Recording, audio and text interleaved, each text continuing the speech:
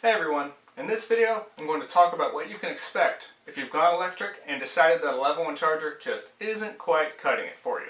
Anyway, one of the best things about owning an EV is being able to fuel at home. Honestly, waking up with a full battery is one of my favorite parts of driving electric. So the first thing you need to check is if you have a dryer outlet in your garage. If you do have a dryer outlet, you're in luck. There are smart splitters you can buy that let you share the outlet between your EV and your dryer. They won't let both run at the same time, but realistically, how often are you drying clothes at 2 a.m.? Exactly. Now, when I had a level 1 charger, we honestly weren't ever waiting around for the car to charge. I do have a video about why you don't automatically need to get a level 2 charger just because you've gone electric. Link in the description. But eventually, we decided to upgrade to a level 2, for reasons I'll explain later. And we definitely don't regret it. So today, let's talk about what it takes to install a level 2 charger and what it might cost you. If your home only has 100 amps of service, odds are your electrician will recommend upgrading to 200 amps before installing a level 2. And yeah, that's not cheap. Think a couple $1,000s or more. But don't worry, you still have options that don't require a full service upgrade. Your first option is a 20 amp 240 volt circuit. Not as fast, but you'll still get 12 to 15 miles of range per hour. That covers most daily driving just fine. Second, an EVSE with adjustable amps. You can dial down the charging rate to match what your panel can handle. Next, a load management system. These monitor your house's power use and throttle or pause your EV charging if you're getting close to max capacity.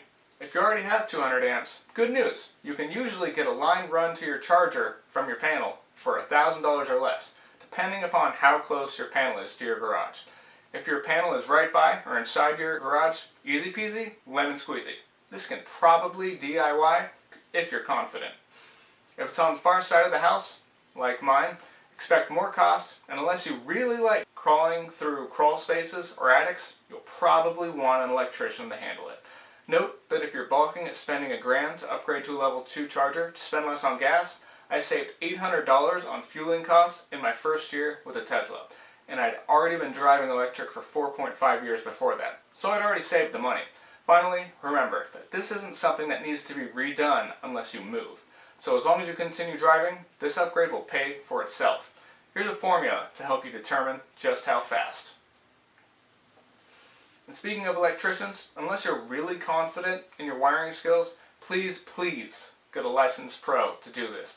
Saving a few $100 isn't worth the risk of, burning your house down. So after your upgrade, how fast will you charge? Here's a handy chart to help you determine that. How many miles of range you get per hour depends upon the amperage. One quick note, continuous loads are limited to 80% of the breaker rating, so a 58 amp breaker will only deliver 40 amps of charging. Just something to keep in mind. Also, there's a difference between installing just an outlet and having an actual charging station. Most electricians who install the outlet can sell you a charging station, but expect that to add a couple $100 if you don't bring your own. Finally, don't forget the EV charging credit. It gives you 30% off the cost of installation and the charger, up to $1,000. But it's expiring on June 30th, 2026. And honestly, that was one of the big reasons my wife and I went ahead and upgraded recently. We're planning to fully electrify our home eventually, and I really didn't want to be stuck charging her future 3-row SUV with 300 miles of range on a tiny little level 1 outlet. By the way, we paid $1,000 to upgrade to level 2, already had the charger, and had to upgrade service for another $10,000 because it was out of code, 40 years old, and on its last legs. Hopefully, it's much cheaper for you. So yeah, those are your options for level 2 charging at home. I hope this helps you figure out the easiest and most cost-effective way to get set up. And on that note, happy charging.